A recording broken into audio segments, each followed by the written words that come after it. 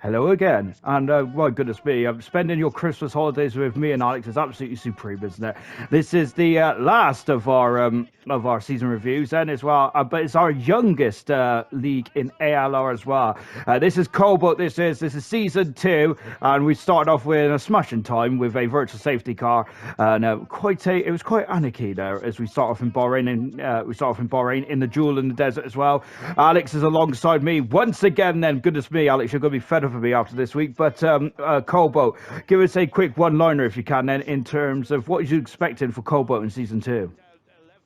Well, first off, nice to be here, and I was very lovely to hear you and speak to you, of course, Sean, every day of the week. But no, I think as we saw at the start, a bit of issues with turning traction control off and not practicing your starts. So it comes with the game, unfortunately. But no, I was expecting Cobalt to well, I think actually Cobalt has, as you'll see in the video as well, but Cobalt has improved massively, even from the 11 races that he did in season 1. So it's been exceptional to have these guys racing, and yeah, it's fantastic stuff from all of them for taking part. And you mentioned about only having 11 races in season 1. With this season, we're having 20 races. And how does that change the dynamic of the championship for you, Alex? Do you do you put more pressure on yourself? I think it's in some ways it works the opposite way. I think it's less pressure because obviously you've got more races to then recover if you're doing badly, or although I guess suppose in the other way, like you just said, if you're leading comfortably in the first 10 races and then you've got even more races to go, then it puts more pressure on at the end, I suppose. But yeah, it just depends on the position of the driver in terms of the championship position, how they've competed in the first few races, and what sort of result they've got from there in terms of where they're going to be in the standings. But I think in Cobalt it was just a case of a lot of drivers who sort of came into ALR last season with the 11 races of season 1 and had to adapt to sort of the process of the league and how it works, and I think you can see that from season 2, even though it was a longer season, they've all sort of taken that on board and they've really sort of jumped in, and I think hopefully they all sort of happily engaged with ALR, and I think there's quite a few drivers who've really excelled this season as well. Indeed, they have. And talking of excelling as well, I was expecting. As we got a spinner down, lovely stuff indeed. Then that pesky turn 12, really catching Jinner out. Going into the season, I had a couple of people on my mind who I thought was going to be the promoting into bronze end and being the champion of Cobalt. One driver I was expected to probably be head and shoulders above everyone else was Brooksy. Did you have anyone that you was looking at, Alex, and thinking, "Wow, that guy's going to be difficult to beat"? Yeah, I was looking at Starburst from season 1 and thinking he's going to go places in season 2, and I think he had a really good season in season 1 as well. I think the other drivers who got promoted last season were just a tiny bit faster than him, but I think he's really improved with his pace, especially coming over to the new game as well, which has its own difficulties itself. So yeah, I think he's done a great job, and he was the one I sort of had an eye on as sort of getting promoted from Cobalt this season as well. And goodness me, well, spoiler alert, you were right, Alex, fantastic. Of course, Starburst was really good this season. And last season as well, you did touch upon Starburst's incredible season from last season. Up until the Italian Grand Prix, he was very much in the mix, really finding the sharp end of the field then. As we've got Booty Delight, a relative of mine there, as you can tell he's a relative, can't you? As he seems to spin a lot. But Paris is leading the race at the moment. Then he is one of our newbies for this season then, Paris. He started off as a reserve driver, but he was quickly a full-time driver. Your comments on Paris?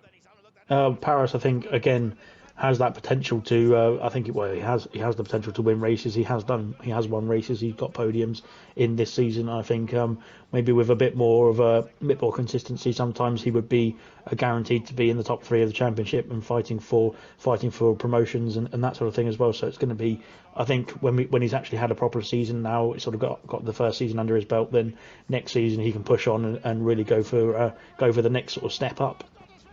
Indeed, then, and I think that to be honest, he hasn't got much work to do to get to that next step up as well. We're starting in Bahrain, then we're under the lights. Then we have a lot of night races now in Formula One in ALR. Alex, does that change the way that you approach the event then, or am I just looking into it too much? Not necessarily in changing the approach for myself, maybe for some other drivers potentially, but it will do. It does for tyre temperatures and things like that. So of course we have sometimes I think there's Monaco, which is the only race that you can actually change from a normal official time of a sort of day race to a night race, and that will drastically affect the tyre temperatures. So I think the good thing about having the night races is that obviously that reduces the effect of the tyre temperatures and things like that. Obviously, it's a much lower temperature than racing in the middle of the day. So yeah, maybe it has some sort of effect on the setups, I suppose. But yeah, not in terms of mentality, I don't think. Thank you very much for that. A great insight, as always. And Hammer Time won the Grand Prix. That was his second Grand Prix win of his career. An incredible race that was, though, because you noticed that the top two had a two-stop strategy for Hammer Time and a three-stop strategy for Brooksy. And that just shows how incredible this season is going to be in terms of strategy in Cobalt. Then. And the early pace there is Hammer Time. Last season, Hammer Time did show flashes of brilliance there, but you'll see in this review that he has gone on to a complete different level. He's absolutely superb. We go from Bahrain to Spain then, and at round 2 of the World Championship. We spoke in gold, Alex, about how this is probably the toughest start to the to an ALR season ever. Going from Bahrain to Spain to Monaco to Azerbaijan and to Canada as well as oh dear, that was a bad brake failure there from Brooksy. But it's such a tough start. We did mention it in gold then, but how is it for the Cobalters? Yeah, I think it's been difficult for everybody, of course, with a brand new game adapting to the sort of mechanics of the game, and also making sure you've got the right setups and things like that as well. It's always going to throw up a few difficulties and a few more incidents at the beginning of the game cycle, just because people are having to get used to it, and get familiarised with how to set up the car and get around the track in one piece. But like I said, I think like I said in gold as well, I think the first 5 races of the calendar, Bahrain, Spain, Monaco, Azerbaijan, and Canada, were probably the five most difficult tracks we could have chosen, although it was naturally in the calendar order, but in the official order. But yeah, it was just difficult for everybody, I think, trying to adapt to it and trying to adapt to the game, and then compete at the highest level in league racing on these very, very technical circuits. It was a brutal start indeed. We did talk about Bahrain and having like 2 different strategies there. Hammer Time won on a 2-stop strategy. Brooksy won on a 3-stop strategy. In Spain one year as well, we had a 5-stopper, didn't we? Goodness gracious me, that's way too many pit stops. Alex, did you ever have an idea about what your strategy is going to be coming into the event then? We know that strategy now starts to take place in qualifying too these days, but do you have an idea before the sessions even start, or do you just kind of like make it up as you go along? Yeah, you usually have a strategy in mind, or sort of typical strategy in mind. Of course, that does vary with the weather conditions, of course, because you don't know exactly what the weather's going to be until you get into the session and you get into the garage. But yeah, that will obviously vary before the quali starts, or at the very beginning of Q1. But then in terms of in the race, so many factors. Obviously, you've got damage, safety cars, VSCs even as well. So everything can play a factor in terms of just what you need to do strategy-wise, and adapting to that. You have to adapt to that whilst you're in the race, sort of on the fly. And goodness me, and that just shows how pinnacle these drivers are. It's fantastic, isn't it? We see a lot of incidents so far in the Spanish Grand Prix. We ain't even at 1/3 race distance yet. My goodness me, it's a pesky turn 9 and a pesky turn 2, and also the 4th turn there, I remember rightly, as he had a nightmare going through that corner, if I remember rightly, this season. Again, Alex, talking about the circuits, and there's a couple of crucial corners in every circuit of the Formula One calendar. Do you always like go into a Grand Prix, like for example? This one here in Spain, that's a cracking maneuver. I forgot how great that was. Going through two Mercedes, they're brilliant. Do you go into a race and think, oh gosh, not that turn 9 again, or like we have here in Spain tonight? Sometimes, yeah. I think there's a few. I don't know how Codemasters have done it. They seem to have put at least one corner per track that's just sort of just deathly. So yeah, like I said, the turn 2 here and the turn 9. But yeah, there's at least one on every track. I think you can name the turn 5 sort of left-hander, and then the right-hander in Hungary as well, for example, that sort of thing. And the Australia chicane, for example, all of that sort of thing. They've got for some reason they just have that characteristic of being a difficult corner, and yeah, you just have to sometimes you have to go through there and pray, but sometimes once you've got the setup right and once you've got the sort of the feel of the car, then you'll be able to fly through there with no problems. I think we've seen a lot of incidents there purely because, like I said, it's only the second race of the season on a brand new game. Yeah, and I'm not expecting that many. Well, this is probably the commentator's curse, but next season, I think you're exactly right. I'm not expecting as many instances as what we're seeing here in the Cobalt races like that, or in any other league races we had in Spain then, because it was a dramatic round 2 in ALR across all 4 divisions. Safety cars come out, and just we talked about it earlier, Alex, there, where you were saying about strategy and you have to adapt on the fly, and the safety cars come out just at half distance then, and really that's probably made or break some people's races in this Spanish Grand Prix. We got Hammer Time, who is on the soft tires. This was a very unusual part of the race, Alex. I was very confused about what happened here then. It seems like a mix-up between the 2 drivers there. We did, I think, did we put it down to Cobalt yet? And then I can't remember whatever the case may be, but yeah, that was very unusual there. And Hammer Time just got a 15-second lead there because of all kind of anarchy in that part of safety car period. Have you ever had that problem before where a driver's just not stayed to the delta? Yeah, I don't know what happened there. I think, like I said, it might be a glitch again with Codemasters that we've touched on in the other couple of reviews as well before. But yeah, I think there was some sort of issue there with the timing for the guys in behind Hammer Time. But yeah, it's a real shame that, because, like I said, all those sort of glitches that ruin races, and there's plenty of them, unfortunately, in this game. So hopefully we can once Codemasters can tackle them, we can get through and have a glitchless season would be nice. Yeah, I would have to say, unfortunately, I don't see that coming anytime soon with Codemasters still making the games. But I have to say they've made a good job on this game in terms of the sort of the aesthetics of it. I think, and the actual setups, I think, have actually improved. Just the feel of the cars and that sort of thing have improved. But there's a few issues where lights, the timing glitches and lights glitches, that sort of thing, where those sort of things have been in the game, and they've not had any issues previously, and then for some reason in this game they have. So it's just yeah, it's unfortunate. It just needs to be sorted out by the developer, unfortunately. A glitchless season. Goodness me, Alex. I think you've been having too many Prosecco's at Christmas. A Christmas miracle. Hammer Time won his second Grand Prix in a row then. I think all my predictions for this season, for these seasons in ALR have been completely wrong. So that's why I'm not a better man. But that just shows how brilliant ALR has been this season. That you can never count on anything, can you, Alex? No, you definitely can't. And Hammer Time there, back-to-back wins in the first 2 races of the season, just sort of set the precedent for the rest of the season, I think. It did indeed then, and 17th on the grid to win that race. However, he did have a help then, potentially from Codemasters there, as we had an almighty issue beyond the safety car, which gave him a 15-second lead, and he was on soft tyres because he was going against the grain. And we were talking about strategy. Strategy is a major play in Formula 1 these days, and I think without that glitch, I'm not sure if Hammer Time would have won this race, because he went in an unusual way on this race, Alex. He was on the soft tyres. I was surprised at the time. Was you surprised about that?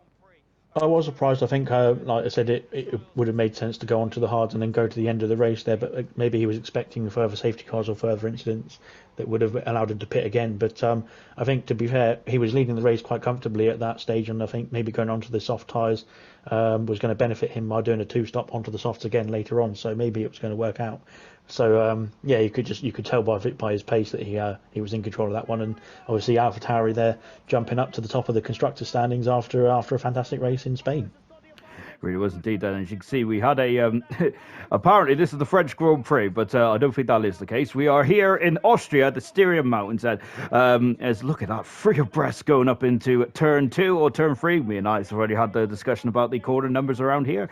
Alex is not a fan of this race either then, but I think that's why all the admins have voted for this one to be on the calendar there, just to remind you about your previous pain, Alex. Well, I much prefer to race around France instead. So yeah, I'll look forward to watching France, and I'm not gonna bother with this one. and goodness me, I don't think Booty or anyone else was going to bother with that either. That was a humongous crash there, and unfortunately, Booty Delight was out of the Grand Prix there, and Iron Knight there just spin the car around. Let's talk about Iron Knight then. I think that maybe I'm being harsh, Alex. I'm a very harsh person, but Iron Knight then, I feel that he possibly could have and should have been in the top 3 this season. I was disappointed by his performance. What about you? I think he had some struggles as well at the beginning of the season, like a lot of people did. I think maybe he didn't have the time to adapt to the game as much as some others as well. So he might have dropped back a bit compared to the rest of the field. But there's no doubt there that he's got the ability, and I think we did see later on in the season and in a few races throughout the season as well that he was fighting for podiums and fighting for wins and stuff as well. So there's no doubt in the quality of his driving. So I think hopefully next season, once he's had a bit more time on this game to sort of get used to it, then next season he can really push on and again be another one that can fight for some podiums and some wins a bit more regularly and potentially get into promotion positions as well. Yeah, I think at the British Grand Prix he won a fantastic Grand Prix there, and I was expecting to really go on song and absolutely start to really put the hammer down, pun intended, against Hammer Time. His teammate J-Dog, who won his first Grand Prix in Baku in Azerbaijan. Let's go to more happier times then for Alex. Baku, J-Dog won that race there fantastically well, and then he won in Canada, 2 completely different circuits then. And J-Dog at this time of the championship was really underlying his credentials as well. Compared to last season, J-Dog, almost similar to vintage in bronze, was supreme. Absolutely, and I think it was definitely one who came out of the blue really, because he improved massively on this game this season in season 2 of Cobalt, and it was absolutely fantastic to see him getting his wins and getting some really good points this season compared to a bit of a difficult season in Cobalt season 1 last season. Absolute credit to him, and he's put in the work and he's got the results and it's paid off. And you see that Hammer Time made one of a rare error here, and he's made another one there as well, unfortunately, for Hammer Time. I think that this went a slightly peak tongue for Hammer Time, whilst Brooksy was very much there to really pick up the pieces. Brooksy is such a good qualifier. I think he has got 11 pole positions in 22 or 23 appearances in Cobalt. It is ridiculous strike rate. However, race trim for Brooksy, unfortunately, has really let him down then with maybe technical gremlins or being involved in some shenanigans as well. As a great lunge there from Crusher T up into turn 2/3, and Sir Davis also likes to get his nose involved as well. Alex said, talking about Brooksy, then I mentioned in Bahrain that I thought that Brooksy was going to be one driver, as goodness me, Dave being very optimistic down into turn 4. Brooksy, I was expecting to be in the box seats for the championship this season, but as we mentioned now, he's been a bit unlucky with technical gremlins and also with racecraft as well. Yeah, I've just done on Sir Dave there. I think a car hit him. Brooksy has, I think he's had a few races where, in fact, quite a bunch of races this season where he's had connection issues, which unfortunately is just something that we can't. Is out of our control, is out of his control as well. So would have obviously meant that he had potential to get some more points in those races that he's unfortunately not been able to take part in. Hopefully next season that sort of thing can be fixed or a bit more stable, and then that will obviously help promote him further up the field and further up the standings as well. Yeah, I think season 1 and season 2 he's been very unlucky, Brooksy, out there, as we're just watching that Starbust, and who's all over the back of Hammer Time here, goodness me, going down into turn 4. We've seen Hamilton and Alex Albon come to blows around there. Alex, it's a corner which is it's very intriguing to say the least, isn't it? It's downhill. You can brake you have to brake earlier than what you mean to brake around there. We've seen a couple of great racing over across this circuit as well. But I know you don't like the circuit. But in terms of racecraft on here, we've seen some brilliant racing in all 4 leagues in the Austrian Grand Prix. Yeah, and I know. I definitely don't want to watch any more of this Austrian circuit. But no, I know that it is a bit more challenging now with the new game, with this track and the setups and things like that. And I said, touching on the racecraft, I think that's why Cobalt has improved so much from the short season from last season. Is I know there's going to be incidents, but racecraft wise and actually racing side by side, it's massively improved compared to last season. So yeah, it's actually been fantastic to watch, and like I said, I think that was the same for all 4 leagues as well, actually. And I'm loving this then. And you said you was talking about how it's improved, man. And the drivers know where the limit is, don't they? Hammer Time and Starbus was very much pushing the envelope. I absolutely love this. And Duncan Dave or Dukanko. Unfortunately, Duncan Dave has been the victim of our commenters, hasn't he? Really? As oh wow, look at that! I forgot about that maneuver. That's fantastic. But Duncan Dave or whatever his name that we like to call him. I was another driver who I was having high expectations this season. I feel like giving the dreaded commentator's curse where I was expecting him to win 1 or 2 Grand Prix this season, as Hammer Time unfortunately doesn't like that corner today. But your thoughts on Duncan Dave and the Alfa Romeo team as a whole?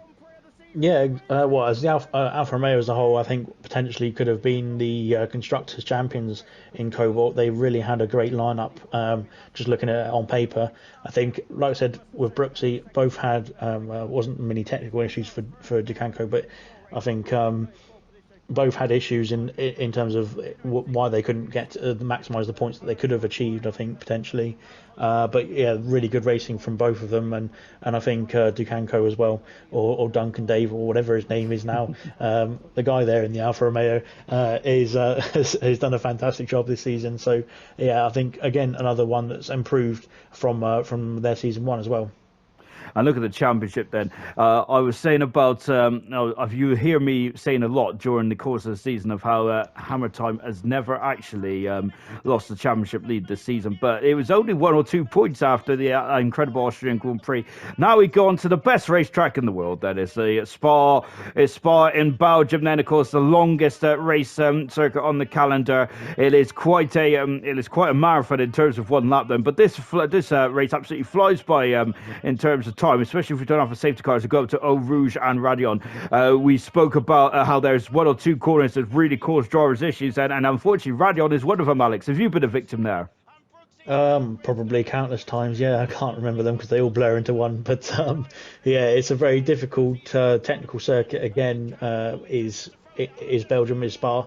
So yeah, a lot of drivers having to get used to the new sort of feel for the track, as we've got a massive incident there as the car is sliding down the wall there, which is interesting. But yeah, so I think it's a very difficult circuit on this new game, just naturally. I think so.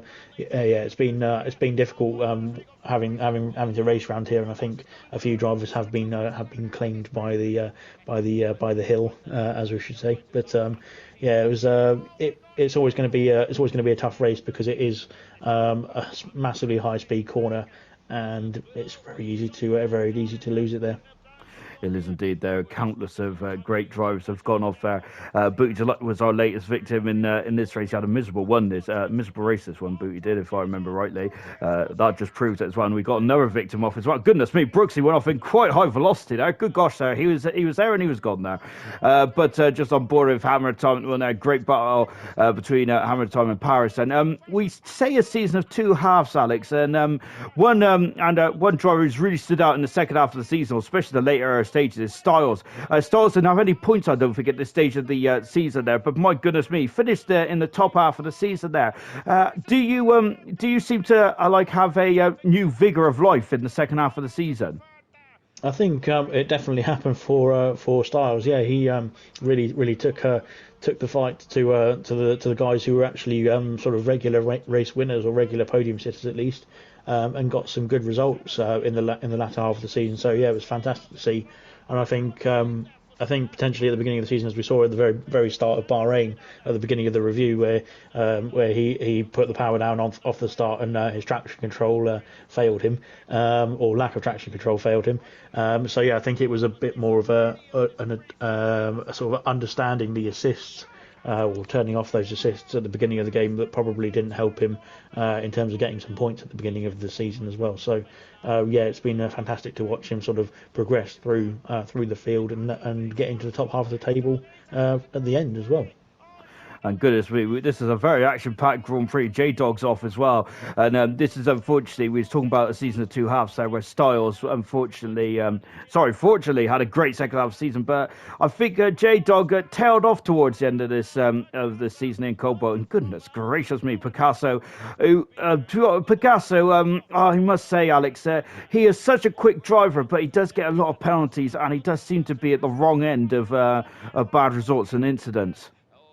Yeah, it was unfortunately for him, as he's a bit inconsistent in terms of finishing the races, unfortunately, and I think that's because of incidents that he gets involved with, or just naturally with maybe just trying to push too hard to gain on the drivers ahead, that he causes himself a bit of a spin or a bit of a incident into a wall. But yeah, potentially just needs to sort of focus on his race a bit more and avoid those curbs. It looks like. Ooh, blimey, that was a good old smash up at the top of Lake Com there.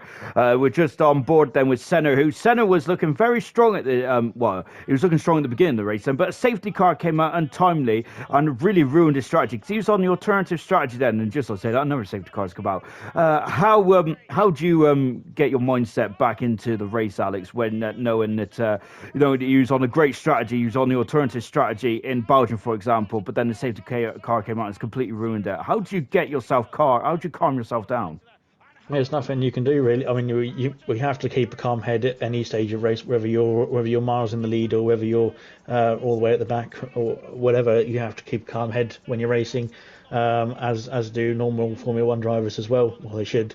So it's just going to be just making sure you keep that focus on your race. And unfortunate things will happen in league racing, and they'll happen in actual racing as well. You just have to put your head down and keep going. Take the rough with the smooth, isn't it, as they say. You see in that race as well, hats off to Scooby Stew, because he had a bit of a nightmare Grand Prix. 4 stops in that race, in what traditionally is a one-stop strategy around Spa. So 4 stops there. Scooby Stew there very much knuckled down and did a great job. And Kaz, I think in Australia as well, did something similar. I remember you mentioning the driver briefing afterwards, Alex, about how well Kaz did in the Australian Grand Prix for keeping going and getting a point now. And Scooby Stew as well here in Spa as well.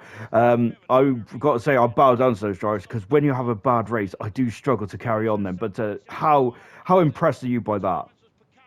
Well, it is really impressive, and it's a really good mentality to have. Of course, like you said, you can get points from bad positions, and Scooby Stew is just a factor of it here, or just shows it here as well.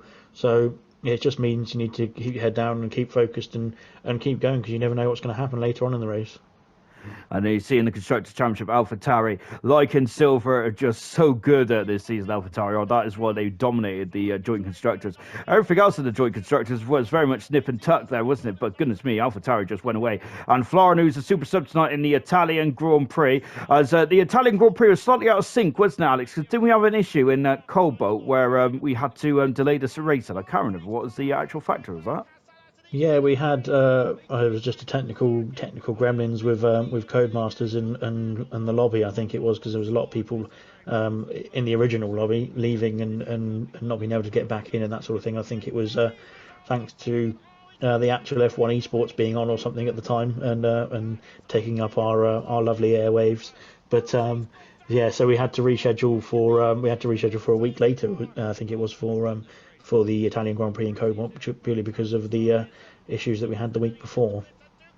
And does that? I'm talking a lot about the mindset tonight. Then goodness gracious me, I should be a therapist, shouldn't I? But does that change? How does that affect you going into a race? Because I'm sure that you've been practicing all week this Grand Prix, and then for it to get cancelled like that, you must be so frustrated as drivers. Yeah, I'm sure it was frustrating. It was really it was very annoying for us. We got a bit of an incident there on the safety car. Yeah, it was very frustrating for drivers, no doubt, and it would have been frustrating for German as the league admin, who's done a great job this season as well, and did a great job in sort of managing that as well, and just sort of keeping on top of what we could and couldn't do in terms of rescheduling it and getting it sorted. So it was just it was frustrating for everybody involved, really, including the admins, not just the drivers, and maybe including some of the spectators as well who wanted to watch a good race. But it was just a factor of having to deal with what the circumstances that we were put under, and having to sort that out. Yeah, I remember the commentators had to listen to me yap on about all kinds of nonsense, I think, for 30 odd minutes. But as just watching, there's a bit of a mess beyond the safety car here. We had CGS going off under the safety car, and we also had someone crash out under the safety car as well. Of course, as drivers, from my point of view, then, when you're under the safety car, you'd think it's harder to crash. But I think that, as you said earlier on in one of the reviews, Alex, it's very much just a drop in concentration, as we got a great battle then going into the Michele Alboreto curve, then, which caught me out a couple of times this season, as they've renamed it, haven't they, now, as it used to be the Parabolica. We've got a couple of great battles going on here at the moment now. Liam D, who unfortunately didn't complete the season with us in Cobalt, but I remember watching him in Bahrain and thinking, my goodness me, he's going to be an absolute contender in Cobalt. That wasn't the case, was it? There is he. Being quick on one lap is completely different to being a good race driver, unfortunately. Liam is a very good race driver, don't get me wrong there, but unfortunately he did get involved in some shenanigans. So very much similar to Picasso, as we got a great battle then between Kaz and Smithfield Mighty. A couple of words on the McLaren drivers then of Scooby Stew and Smithfield Mighty, Alex. I think the Smithfield Mighty has been pretty impressive this season. I think he finished 5th in the championship in the end. And Scooby Stew, maybe the points didn't really reap the reward that Scooby Stew had then, but we did mention in Belgium now that he kept going there after what was a horrific race for him. Yeah, I think McLaren as a team this season, unfortunately, their Smithy coming a bit worse off going into the Ascari chicane. But I think McLaren as a team, they've done really well this season. And I think both of them have improved. And you can see that as mainly on Smithy's side as well with the points that he scored. But I think Scooby Stew as well he's turned up to every race of the season as well. I believe so. He's done a great job in terms of sticking to it and getting on with the races as well. So credit to him, really. Oh, goodness, we got a humongous smash there with Duncan Dave. So we just got Florin then, who would become on to be, I think he was the last bronze Grand Prix winner. Silver Grand Prix winner, wasn't he, in that incredible Abu Dhabi race. Then Brooks has found himself in the second now. He has now got a queue of cars behind him, along with Starburst. It's Florin and Echo then, who is a super sub tonight. I think this is the start of we had a bit of a mini feud, Alex, between Sir Dave and Diashi there. I must say, I do know Dave personally, so he does wind people up quite a lot, including me. But I was quite surprised to see just shows that Diashi, who is such a calm, calculated figure, we talked to him quite a lot in some of the races as well, which sometimes I've been a privilege to see to watch him at race. But Alex, it just shows how hot under the collar these drivers can get, even for a man who is very calm like Diashi. Yeah, I think in any racing situation, sometimes there's going to be incidents. There's going to be times where you don't like what the other driver's doing, and I think we've seen that in real life as well. So long as it's within the boundaries and it's fair, and there's no malicious sort of intent or anything, then of course there's going to be racing. So that's what it is in racing these days as well, and it has been for a long time. So just as long as everyone keeps their cool at the end and sort of can make sure that everyone has a enjoyable experience as much as they can, even if they're battling and it's something that they're not too keen on, then at least keeping it clean and keeping it interesting, because the more cars on track, the better for us. Indeed, then I do love it when it gets very dicey. Then it's this cracking battle between Starburst and Paige Piguet. Then as a great overtake down into Lesmo 1 now. Yeah, so Dave did have a very good race this one, did it? He really did rub some drivers up the wrong way, didn't he? But I must say I quite enjoyed it. But that's probably because I'm being a bit cruel to Sir Dave there. But as we come across the line there, Brooksy, I think that was only his second Grand Prix win this season there, which I was quite surprised by the time, because I think at this stage of the season he had 5 pole positions there, but conversion rate in ALR doesn't seem to be that high from pole position to winning the race there. As we've already talked about how different qualifying to the races, but you would think though that Alex starting further up the field would help your chance out. But Brooksy from 70th on the grid won this race there in Italy. Yeah, I think again due to the safety cars, I mean that sort of plays into the hands of some people starting from the back, but it's natural that obviously if you start further at the front, you've got a better opportunity of winning the race. So which is just the way it is. So yeah, so I think sometimes it throws up a few surprises here and there. But yeah, with the safety cars and with that. But I think well done to guys who come through the field as well, of course. But I think putting it further up the field in qualifying is just as good as an achievement, really. It is indeed, though. I think the qualifying and racing is, if you have the art of both of them, then goodness me, you're an absolutely superb driver. Then I think that oh, look at that, that's beautiful from Jinner. Then I think he was just showing off there, Jinner was, and I think it's a great opportunity to talk about Jinner. Jinner, a driver like Brooksy, I would say, then who is so good in qualifying, because Jinner more often than not has been in qualifying free, but race trim he just hasn't been able to get to the end there. What have you thought about Jinner this season? I was surprised by. Oh gosh, as that looks a bit interesting between the two championship rivals of Starburst and Hammer Time. But going back to Jinner, what have you thought about his season? Yeah, Jin he's had a really good season. I think he's had a few difficulties in some races, but like we're seeing here, he's got the ability to even get some pole positions and get some good results as well. I suppose so, based on that as well. So there's no doubt he's got the ability there as well. He's just had a few spins on his own really. I think maybe pushing too hard again, like I said earlier, trying to catch up to the drivers ahead or something like that, um, where maybe the concentration has dipped slightly and it's just caused him to ruin his own race, unfortunately. But there's no doubt that he's got the capability to get some good points and get some good results, and I think he has done throughout the season. But I think it's been sort of coupled with a few issues like we've just seen there, unfortunately. And we've also seen Hammer Time and Starburst come to blows at turn 18 now. As oh goodness, we've got another spinner down into turn 1 there. But I can't remember too much after that battle between Hammer Time and Starburst and them coming to blows then, which shows the respect between those two drivers then. Maybe I've got that completely wrong, but I can't remember ever hearing any bad words exchanges between the two championship protagonists.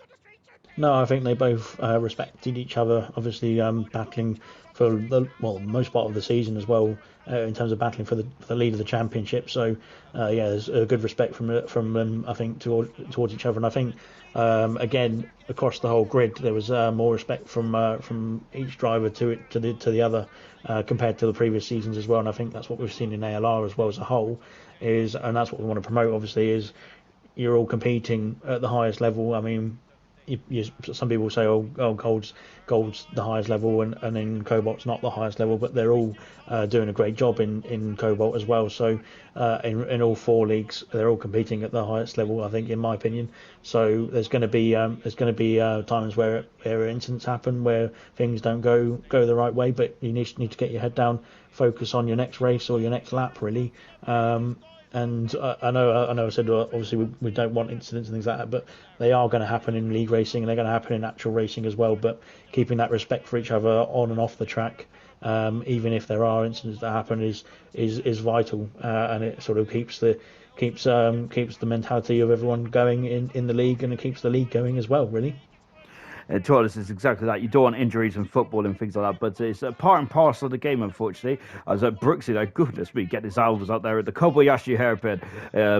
Dave is having none of it as well there. Goodness me, two drawers are not giving an inch there. That's what I love about ALR, because there is respect, as Alex said there, but they're not shy about getting their elbows out. I love it.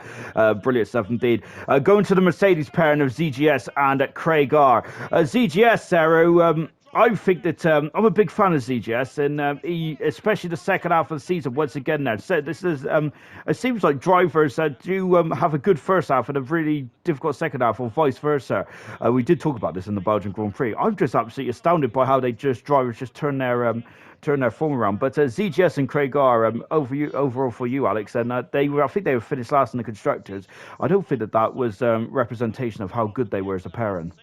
Yeah, they both definitely had good individual races, I think, and that's where they got their points as well. Is just I think unfortunately they had difficulties in the races, like we've just seen there as well, coming out of the hairpin. So I think yeah, there's no doubt that they can definitely improve in some areas, and I think sort of just the racing ability is there, the basics of it is there. It's just on the other areas to improve on, so they can get further into the points and get some more points for themselves in the future seasons as well. But yeah, it's been a difficult season for Mercedes, both of them, I think. Craig are of course joining a bit later on in the season as well, but yeah, it's strange how some people have a good first half or a bad first half and then a good second half and bad second half as well. It's just strange how it works really, but I think some people may be suited to certain tracks a bit more, and that's the reason for that, I suppose. And yeah, that's a very good point actually, there, because some drivers do have bogey circuits, don't they? And I don't, as a booty delight there, was sticking his nose where it shouldn't belong there, going into the spoon curve. Some drivers don't have bogey circuits, and other drivers have other drivers have circuits where they absolutely love them.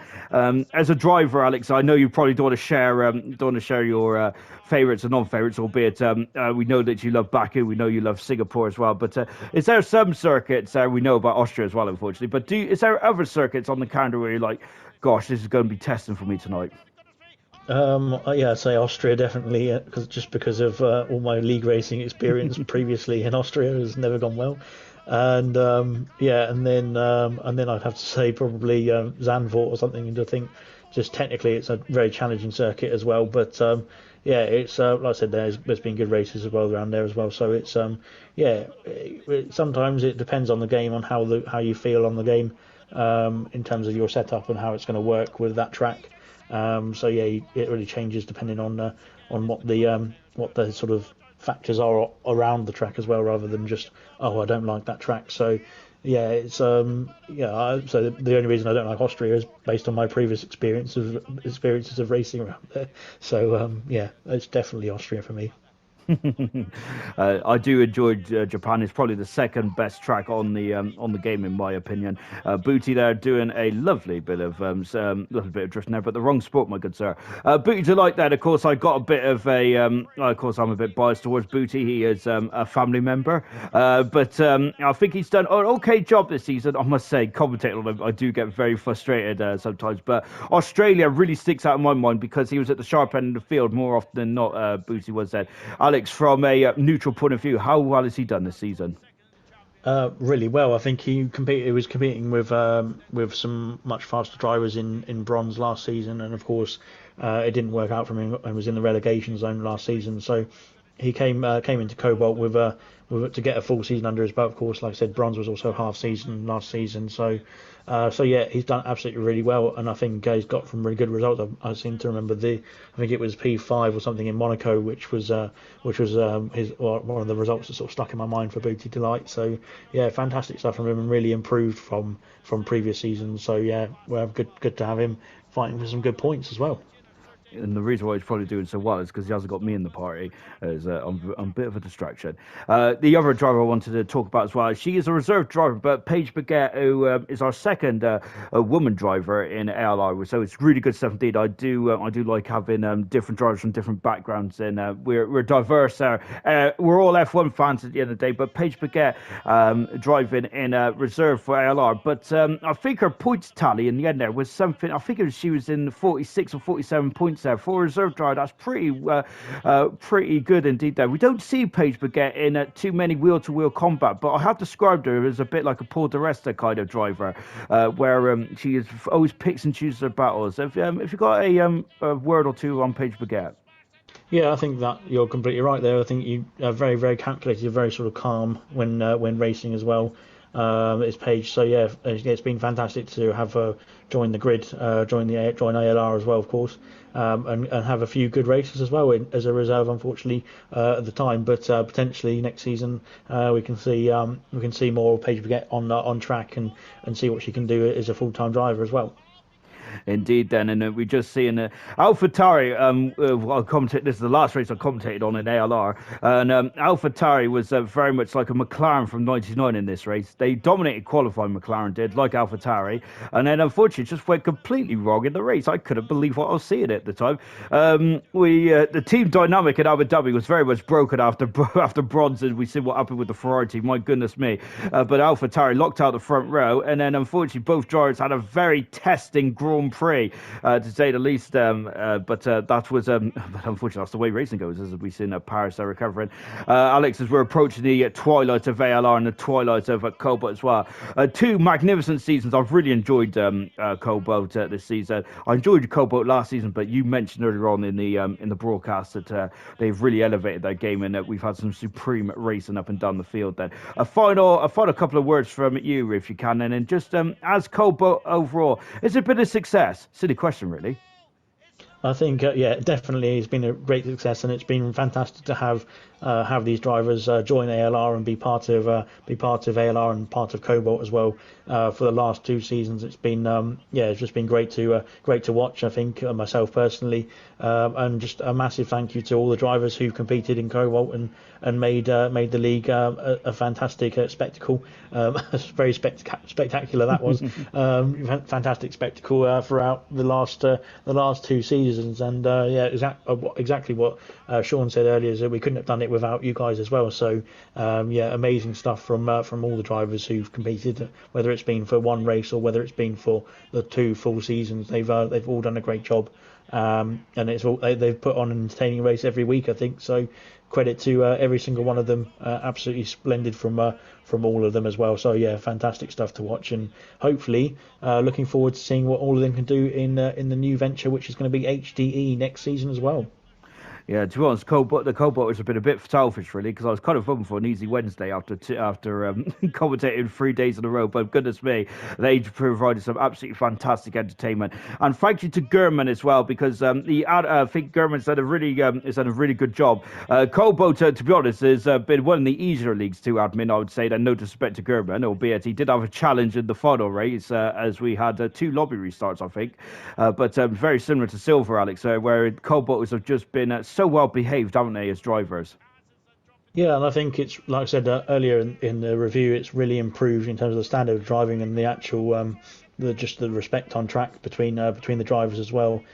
Lots of incidents, I would say, has happened, especially at the beginning of the season. But as you can see there, for example, I think it's mainly been individual mistakes rather than actual racecraft issues with drivers coming together. So although that does happen sometimes, of course, it's always going to happen in racing. But yeah, you can see that a lot more people are finishing the races now, and a lot more people have really sort of adapted well and familiarised themselves with the new game and the new challenges that comes with that. So it's been an absolute pleasure to see the progress of Cobalt, and like I said, it's been a long ride. It's been a long season, even though it's only been 20 races, which is quite a short season for ALR in terms of our seasons. But yeah, hopefully next season they can really push on and sort of elevate themselves even further.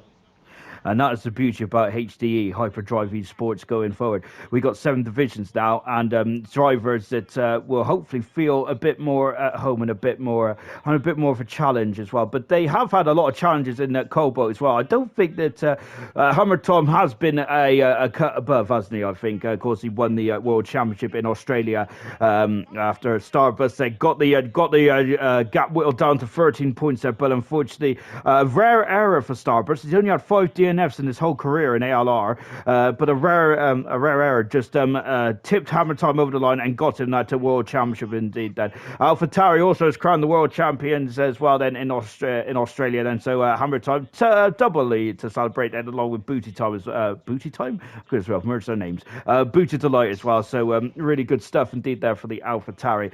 As we got a lot of new reserves coming in as well, likes of Mac. We had Ariel in this race then, who he raced 3 times in Abu Dhabi. On 3 occasions he was superb in qualifying, but in the race it just didn't seem to transpire. He's a very unlucky chap then. Alex, this is the end of ALR, but it's the beginning of HD.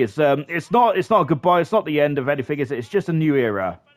Yeah, exactly, and it's going to be a much more exciting and fun, interesting league, I think, because it's going to basically be, like I said, 7 days of racing throughout the week with very competitive grids, and I think all the grids themselves have been picked very well, and thanks to all the drivers who've been able to get themselves sorted and get themselves in for next season. It's going to be a great time, and I think the only way is up. I think it's going to be a fantastic sort of venture, and it's really going to promote our new league and our leagues together. Of course, ALR and PBE merging together. It's really going to push us further, and it's going to make it an even better experience for the drivers as well. Indeed, of course, we'll be on Twitch for majority of the races next season. We'll be still on YouTube for Division 1 then. And thank you very much to all the subscribers. You've made this an absolutely enjoyable journey. Really have indeed there. I love the comments every week there. You tickle me all the time there. I love it. Some brilliant comments as well. And the fact that you come and join every race, it's absolutely supreme stuff indeed then. And that is it then. So our ALR journey has come to an end then. I hope you've enjoyed the season review. But next up is the awards then for Cobalt. Enjoy.